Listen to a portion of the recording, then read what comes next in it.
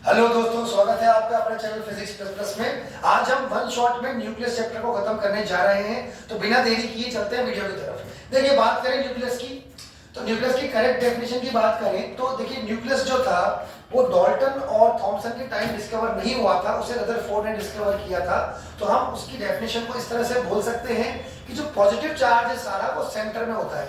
इससे पहले थॉमसन ने क्या कहा था कि पॉजिटिव चार्ज जो होता है वो पूरी बॉडी होती है और इलेक्ट्रॉन क्या होते हैं उसके अंदर होते हैं, लेकिन बाद में रिजेक्ट हो गया और लास्ट में एटम की डेफिनेशन में क्या आया कि सेंट्रल पार्ट जो होता है वो एटम का वो क्या होता है, न्यूक्लियस। तो हम कह सकते हैं कि central part of every atom is known as nucleus. और न्यूक्लियस किस तरह का होता है, पॉजिटिव चार्ज बच्चों। और जो न्यूक्लियस के अंदर पार्टिकल्स होते हैं वो कौन होते हैं, प्रोटॉन और न्यूट्रॉन। और जो सारा मास होता है एटम का वो कहां पे होता है, न्यूक्लियस के अंदर। तो डेफिनेशन हम कह सकते हैं कि it is a central part of atom which consists proton and neutron and all the mass of the atom consists by the neutron. All the mass of the atoms consist by the nucleus. अब हम देखें इसके अंदर atomic mass unit AMU क्या होता है। 1 AMU जो होता है वो 1/12 पार्ट होता है किसका, कार्बन के एक एटम के मास का 1/12 पार्ट। मान लीजिए कार्बन, यहाँ पे आप दिखा सकते हैं कि 6C12 है। 6C12 का मतलब 12 क्या हो गया यहाँ पे, कार्बन का मास। कार्बन के मास में 1/12 का डिवाइड करोगे तो 12 से 12 कट जाएगा, तो यहाँ पे क्या आएगा, एक AMU। एक AMU बोल सकते हैं या फिर एक U। ये U का मतलब यूनिफाइड मास।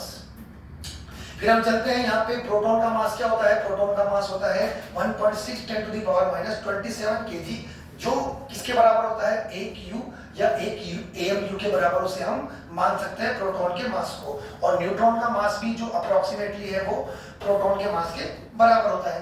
इलेक्ट्रॉन का मास थोड़ा कम होता है, वो होता है 9.1 10⁻31 kg। माइनस में 31 है और ये माइनस में 27 है, तो ज्यादा कम कौन सा हो गया, इलेक्ट्रॉन का मास। आगे चलते हैं, AMU को एनर्जी में भी कन्वर्ट कर सकते हैं आइंस्टीन की क्वेश्चन से, तो एनर्जी भी बन सकती है। तो हम बात करें कि ये AMU बराबर हो गया 931 MeV, मेगा इलेक्ट्रोवोल्ट। फिर हम देखिए किसी भी एलिमेंट को रिप्रेजेंट करने के लिए हम X सिंबल काम में लेते हैं। X सिंबल हमने काम में लिया, जहां पे Z तो क्या है, एटॉमिक नंबर, और A क्या है आपका एटॉमिक मास। इसके बाद सोडियम का 11 एटॉमिक नंबर है और 23 क्या है उसका एटॉमिक मास। अब आपको उसमें न्यूट्रॉन निकालने होंगे, तो आप क्या करें, A में से Z को माइनस कर दें तो आपको क्या मिल जाएगा, न्यूट्रॉन। जैसे कि 23 - 11 तो क्या आ जाएगा, 12 आपका न्यूट्रॉन। अब यहाँ पे एक चीज पता करने के बाद हम बात करें साइज की। अब न्यूक्लियस का साइज क्या होता है, 4/3 πr3, जो कि वॉल्यूम होता है। वॉल्यूम को हम बेसिकली साइज मान सकते हैं। तो अब जो न्यूक्लियस है वो एक स्फीयर की तरह है, तो 4/3 πr3 क्या हो गया उसका वॉल्यूम, जो कि प्रोपोर्शनल होगा उसके A के। A का मतलब क्या है बच्चों, अभी मैंने बताया था, मास नंबर। अब जब ये कांस्टेंट को डिवाइड करोगे तो यहाँ पे क्या आएगा, रिलेशन आएगा किस किस के बीच, रेडियस और A के बीच में। तो यहाँ पे A पर R proportional to A⁻1/3, proportional के साइन को हटाएंगे, कांस्टेंट लगेगा R0 A⁻1/3, जहाँ पे R0 क्या है, एक कांस्टेंट। इसकी वैल्यू होती है 1.2 10⁻⁻15 मीटर। इसे हम हाइड्रोजन की रेडियस भी बोल सकते हैं। अब हाइड्रोजन एटम में एक ही अपने प्रोटॉन होता है, उसके हिसाब से हम चलें तो उसका वॉल्यूम क्या होगा, न्यूक्लियस का मास अपॉन वॉल्यूम से हम निकाल लेंगे उसका वॉल्यूम, उसका अपना न्यूक्लियस की डेंसिटी होती है यहाँ पे मास अपॉन वॉल्यूम, तो वॉल्यूम का डिवाइड करके हम हाइड्रोजन का डेंसिटी को निकाल लेंगे। अब ये 10⁻⁻15 का मतलब क्या है, 10⁻⁻15 का मतलब होता है 1 फर्मी। 1 फर्मी, और जैसे कि 1 एंगस्ट्रॉम क्या होता है, 10⁻10 मीटर। इसके बाद लास्ट में जो यहाँ पे टॉपिक बचा है बोर्ड पे कि मास डिफेक्ट।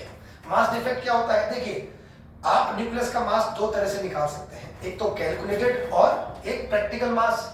कैलकुलेटेड मास का मतलब क्या है, टोटल प्रोटॉन और टोटल न्यूट्रॉन के मास को ऐड कर देना।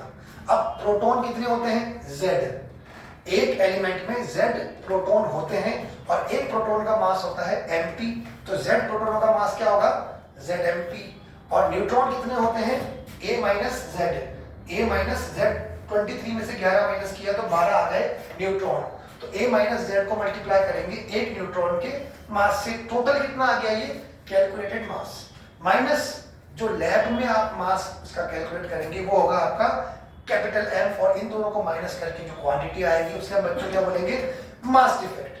तो हमने अभी आपको पार्ट 1 पढ़ाया इस चैप्टर का, और अब बिना देरी किए चलते हैं पार्ट 2 की तरफ।